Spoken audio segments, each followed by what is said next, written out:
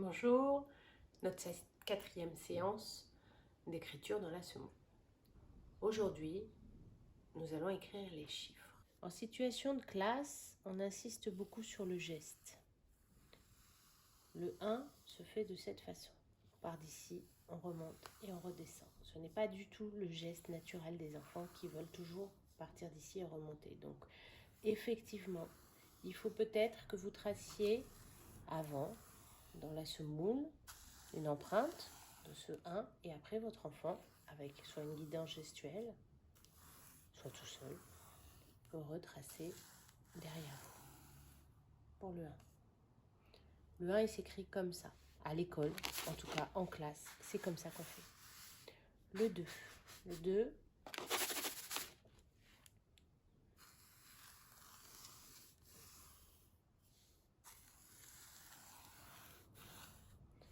si votre enfant n'est pas à l'aise, vous faites déjà l'empreinte et ensuite il peut repasser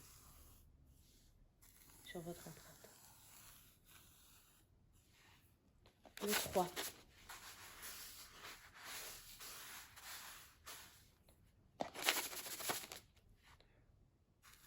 Le 3, on ne lève pas le doigt, comme on ne lèvera pas le crayon.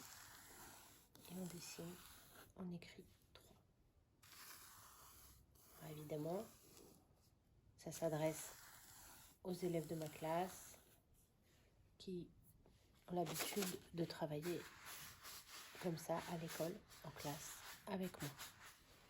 Et une plus difficile parce qu'il y a 2 gestes, c'est le 4, donc je vous montre. En classe, le 4, on l'écrit comme cela, on lève et on fait ça. Donc on reprend le 4, je lève et je fais comme ça. Le 4 en classe à l'école, c'est comme ça qu'on l'écrit.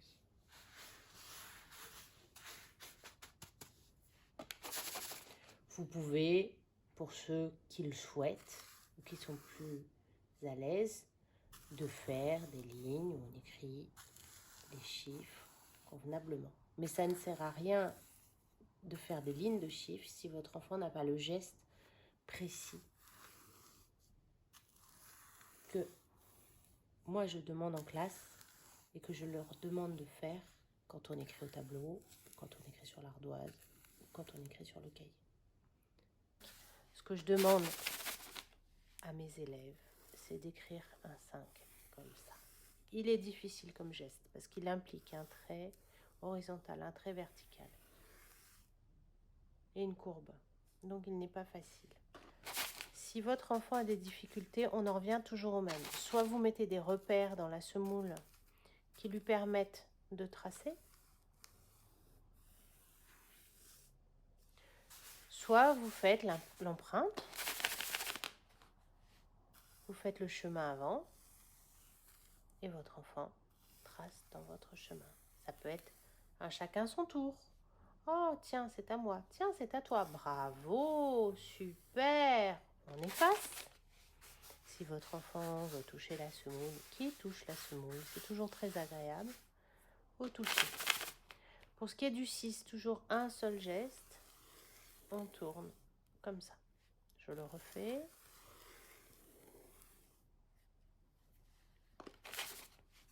Le 7 nécessite 2 gestes. Celui-ci et celui-là. En classe, on fait toujours les gestes comme ça. Pas dans l'autre sens. Donc ça, c'est le 7. Le 8 est un chiffre difficile à faire par mes élèves. Il est assez compliqué. C'est-à-dire qu'on part d'ici.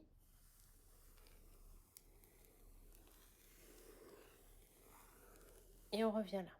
Donc effectivement, là par contre, vous pouvez mettre des repères pour que votre enfant tourne au bon endroit. Vous pouvez mettre un bouchon là, par exemple. Utiliser une petite voiture aussi. Ça peut être ça. Ça peut être, on va faire un circuit de petite voiture qui va tourner autour d'ici, autour de là. On vient ici, on tourne, on revient là, on retourne, ou même un serpent. Peu importe les images que vous pouvez utiliser ou les mots. Si ça correspond, Si ça a du sens pour votre enfant, utilisez-les. Le 9, on apprend à le faire sans lever le doigt. Voilà. Je refais. Le 9, on apprend à le faire sans lever le doigt. Voilà. Et en ce qui concerne le 0, qu'on n'a pas fait à la première séance, une fois qu'on a tous nos chiffres, le 0, c'est comme les lettres rondes. On part à gauche. Voilà. On part à gauche. Et on revient. On part à gauche. On peut refaire plusieurs fois. Voilà. Donc les chiffres, c'est terminé. On a fait les chiffres. Voilà les enfants, les parents, on a revu un petit peu tous nos chiffres. Bien sûr, vous pouvez évidemment le faire sur le cahier ou sur une feuille avec votre enfant. Essayez simplement de faire les traces écrites toujours sur le même cahier ou le même bloc-notes, de façon à ce qu'on puisse communiquer quand on pourra se revoir. Au revoir, bonne journée.